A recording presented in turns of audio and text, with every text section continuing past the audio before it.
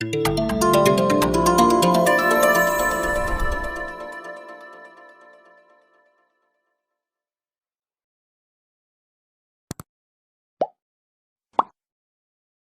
de personnes divorcées et remariées Aston Adam Mebaya. Frère, quand le Seigneur est venu, il m'a emmené sur une montagne, et nous étions censés aller en enfer. Nous nous tenions au sommet de la montagne. J'ai demandé au Seigneur comment se fait-il qu'un Dieu aimant crée un lieu de tourment comme l'enfer. Jésus a dit, je suis le Dieu d'amour. Je suis le Dieu de la sainteté et de la justice. De même, je manifeste mon amour pour les gens sur terre quand ils sont vivants. Dès qu'ils sont morts, ils doivent faire face à ma sainteté et à ma justice. Nous étions au sommet de la montagne. Le Seigneur m'a tenu la main et nous avons commencé à nous lever. Quand nous nous sommes levés plus haut, le Seigneur m'a dit, Aston, maintenant tu peux regarder en bas. Quand j'ai baissé les yeux, j'ai vu 12 entonnoirs qui tournaient à grande vitesse. J'observais ces entonnoirs aux 4 coins de la planète Terre. Au final, j'ai vu que ces 12 entonnoirs se rejoignaient pour former un énorme entonnoir. De cet entonnoir résonnait une voix puissante. J'ai entendu cette voix retentissante qui disait à plusieurs reprises, livraison, livraison. Alors que cette voix tonitruante ne cessait de répéter, livraison, j'ai vu 2 énormes mains d'une principauté au-dessus de la terre. Dès que cette voix retentissante a commencé à demander la livraison, cette principauté a commencé à rassembler d'innombrables âmes décédées qui sont mortes sur terre. Frère, j'ai vu d'innombrables âmes humaines comme le sable de la terre tombant dans cet énorme entonnoir. Cette principauté les versait comme du sable dans l'entonnoir. J'ai dit au Seigneur Jésus, Maître, vois-tu cet entonnoir qui tourne, et cette énorme main qui précipite d'innombrables personnes dans l'entonnoir? Le Seigneur a dit, Aston, ce dont vous êtes témoin est l'entrée de l'enfer par laquelle nous entrerons pour visiter l'enfer. J'ai dit, Seigneur, qu'en est-il de ces énormes mains qui laissent d'innombrables âmes dans l'entonnoir? Le Seigneur a dit, les gens qui tombent dans l'entonnoir sont les morts. Ces énormes mains que vous voyez appartiennent à la principauté de la mort. Cet ange de la mort rassemble les âmes décédées des 4 coins de la terre et il les verse dans l'embouchure de la terre, qui est cet entonnoir tournant. Puisque le royaume de l'enfer exige la livraison de plus d'âmes, l'ange de la mort livre les âmes des hommes qui sont morts sur la terre à la bouche de l'enfer. La demeure des morts est en demande constante de plus d'âmes d'hommes car le diable veut que le royaume de l'enfer gagne plus d'âmes. Il y a plus de gens qui vont en enfer qu'au paradis. La Bible dit dans Ésaïe 5h14, c'est pourquoi l'enfer élargit ses mâchoires, ouvrant largement sa bouche, dedans descendront leurs nobles et leurs masses avec tous leurs bagarreurs et fêtards. Jésus a dit, les 12 entonnoirs que vous voyez sont la bouche de la terre. Le Seigneur a dit, Aston, maintenant nous devons entrer dans la bouche de l'enfer pour visiter. J'ai dit, Seigneur, nous n'avons pas à le faire. Je dirai au monde que l'enfer est réel. Ce n'est pas important pour moi d'y aller. Je disais cela car j'étais horrifié. Rapidement nous avons commencé à descendre dans l'embouchure de l'enfer. Je pleurais au Seigneur, car je ne voulais pas y aller. Il y avait une odeur insupportable et une obscurité totale dans la bouche de l'enfer. J'ai vu des esprits impurs enchaînés et en esclavage sur les murs.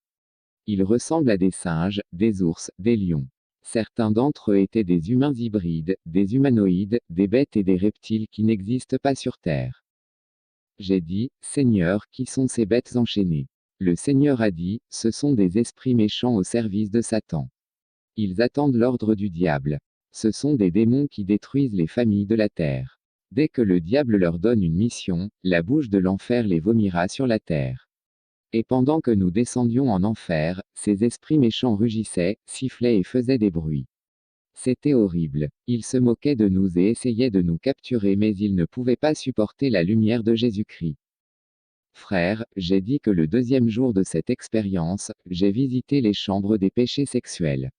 Le 3e jour, le Seigneur est venu et nous avons atterri dans les premières chambres de l'enfer, qui étaient celles des péchés sexuels. Nous avons passé de nombreux jours dans cette salle.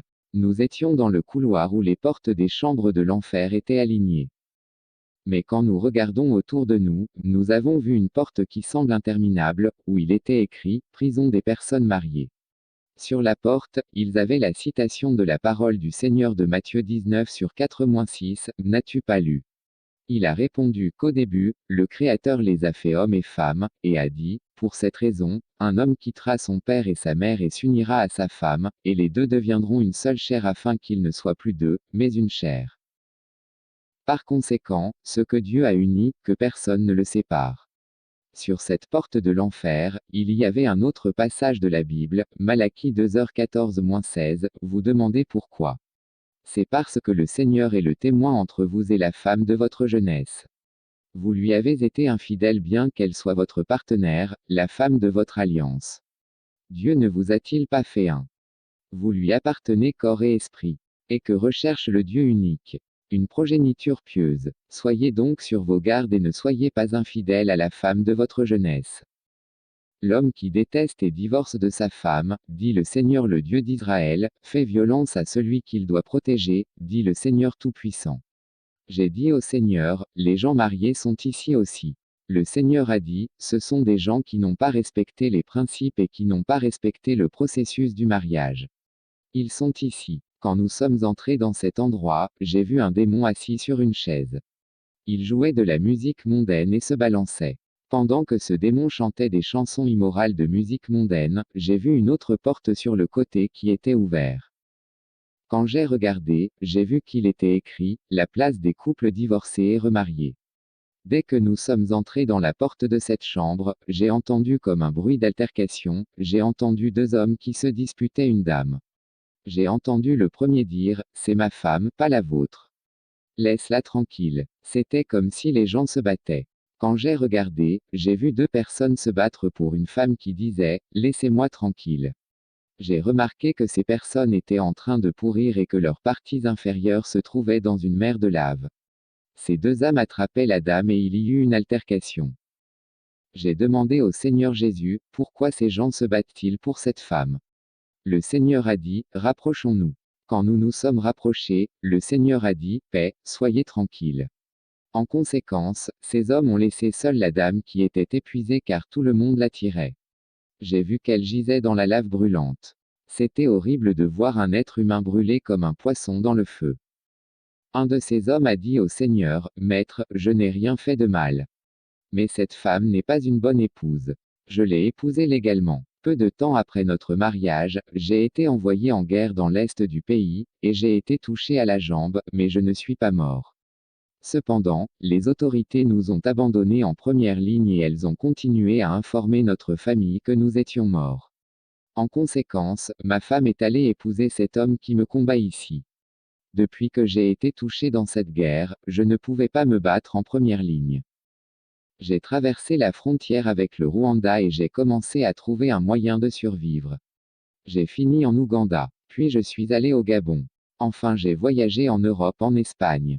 Je n'ai eu aucun contact avec ma femme. 10 ans plus tard, je suis retourné au Congo pour retrouver ma femme que j'avais mariée légalement.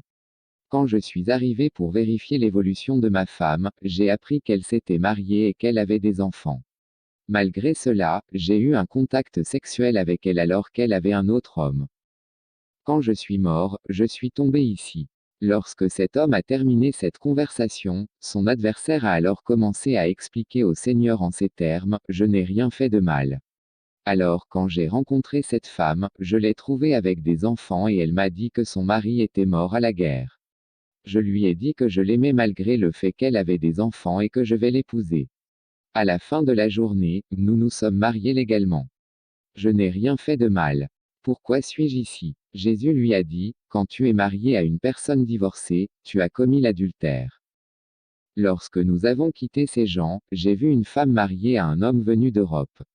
Cette dame ne savait pas que cet homme avait divorcé de sa femme en Europe. Quand ils se sont rencontrés, ils se sont rapidement mariés et ont construit une nouvelle vie. Cependant, à sa mort, elle a été condamnée pour avoir épousé un homme divorcé. J'étais peiné de réaliser que c'était l'homme qui avait mal agi car il avait divorcé de sa femme en Europe mais que l'innocente avait dû payer car elle avait confié sa vie à un homme qui était divorcé. La femme s'est retrouvée tourmentée pour avoir épousé un homme qui était déjà divorcé. C'était un cas de remariage. Frère, il y avait d'innombrables dans cette chambre de l'enfer qui avaient épousé des personnes divorcées et à cause du remariage, elles ont été condamnées. J'ai vu un pasteur dans ce lieu de tourment. Il a été piétiné par des âmes qu'il a bénies lors des cérémonies de mariage. Il ne leur a pas dit que le remariage était mauvais. Ce pasteur a dit aux gens que le remariage n'était pas un problème. Puis il est allé bénir les mariages de personnes qui avaient divorcé et ces mêmes personnes le piétinaient et l'accusaient de valider le divorce et le remariage. Pourtant, la Bible dit que lorsque vous divorcez, vous devez rester célibataire jusqu'à la mort de votre partenaire. 1 Corinthiens 7h10-14 Et aux mariés, je commande, non pas à moi, mais au Seigneur que la femme ne s'éloigne pas de son mari. 11 Mais si elle part, qu'elle reste célibataire ou se réconcilie avec son mari. Que le mari ne répudie pas sa femme. 12 Mais je parle aux autres, pas au Seigneur, si un frère a une femme qui ne croit pas, et qu'elle aime habiter avec lui, qu'il ne la répudie pas. 13 Et la femme qui a un mari qui ne croit pas, et s'il veut habiter avec elle, qu'elle ne le quitte pas. 14 Car le mari non-croyant est sanctifié par la femme, et la femme non-croyante est sanctifiée par le mari, autrement vos enfants étaient-ils impurs, mais maintenant sont-ils saints. De nombreuses personnes ont ignoré les implications du divorce. Lorsque vous êtes marié, seule la mort peut vous séparer de votre partenaire, car personne ne peut séparer ce que Dieu a uni. Seule la fornication serait une justification acceptable du divorce. Frères et sœurs, même si votre conjoint vous insulte ou vous maltraite, vous allez devoir demander la grâce pour que le divorce ne soit autorisé qu'en cas de fornication. Dans cette salle, il y avait des hommes de Dieu qui savaient que les membres de leurs églises avaient divorcé, mais ils ont continué à les bénir. Ils étaient coupables et ils ont été condamnés dans ce lieu de tourment.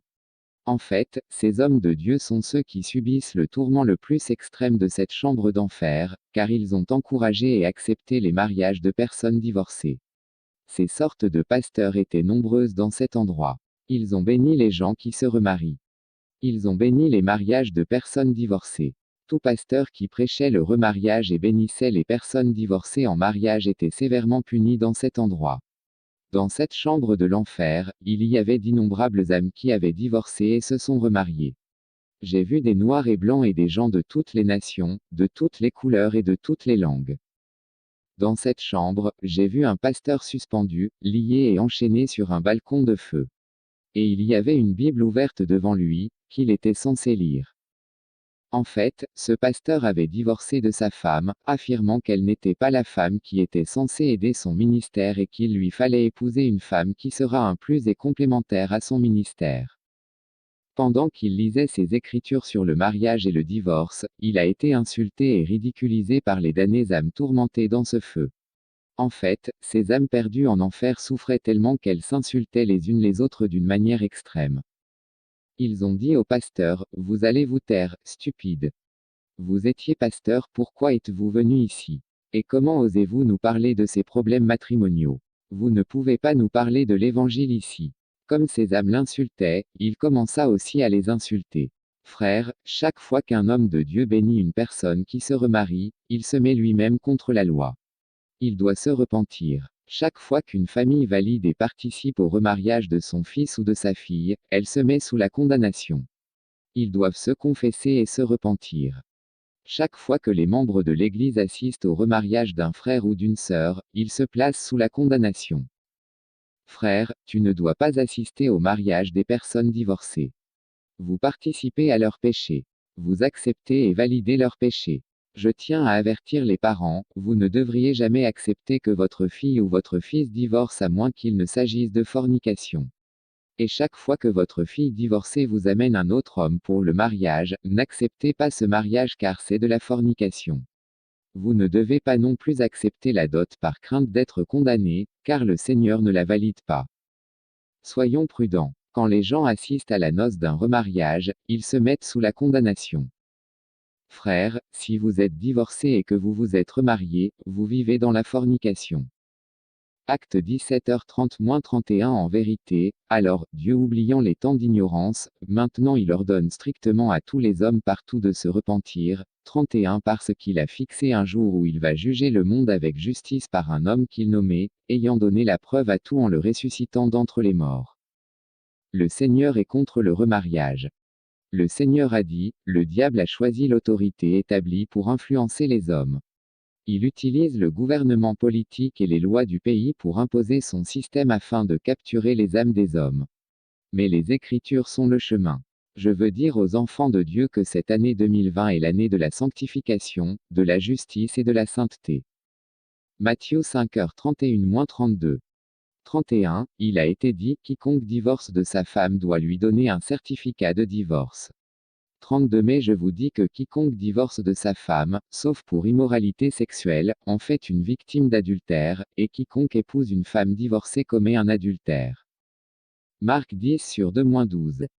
Deux des pharisiens sont venus le tester en lui demandant, est-il permis à un homme de divorcer de sa femme?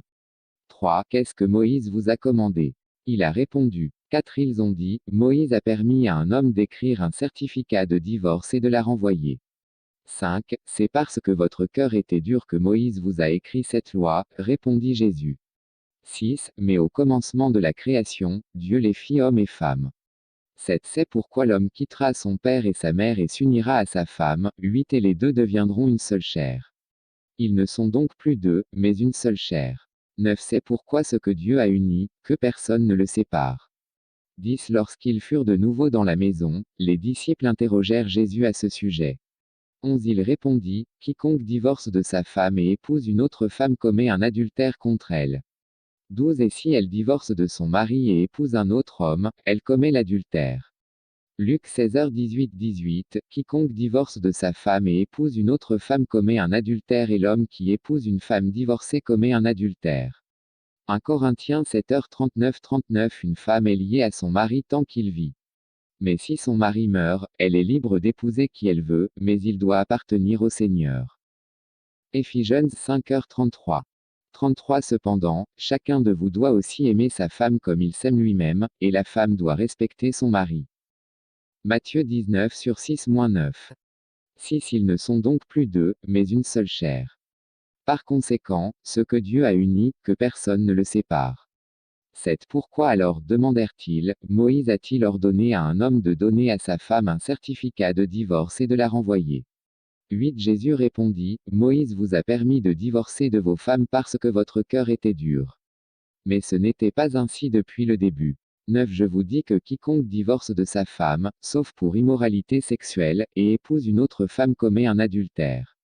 Romains 7/2-3. Par exemple, par la loi, une femme mariée est liée à son mari tant qu'il est en vie, mais si son mari meurt, elle est libérée de la loi qui la lie à lui.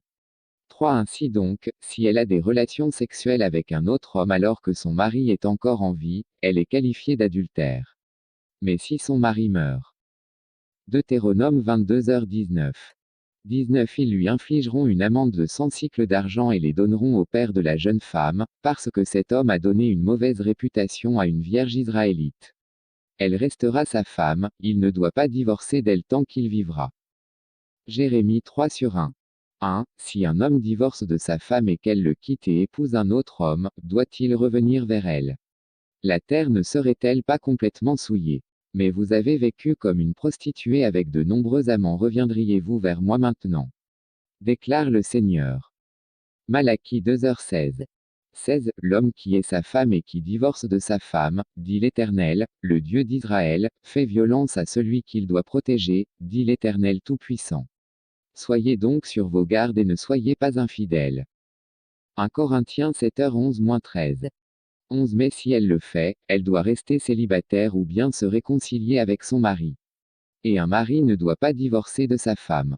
12. Aux autres, je dis ceci, moi pas le Seigneur, si un frère a une femme qui n'est pas croyante et qu'elle est disposée à vivre avec lui, il ne doit pas divorcer. 13. Et si une femme a un mari qui n'est pas croyant et qu'il est disposé à vivre avec elle, elle ne doit pas divorcer. Jérémie 3/8. 8. J'ai donné à Israël infidèle son certificat de divorce et je l'ai renvoyé à cause de tous ses adultères. Pourtant j'ai vu que sa sœur infidèle Juda n'avait aucune crainte, elle est également sortie et a commis l'adultère. Ésée 50/1.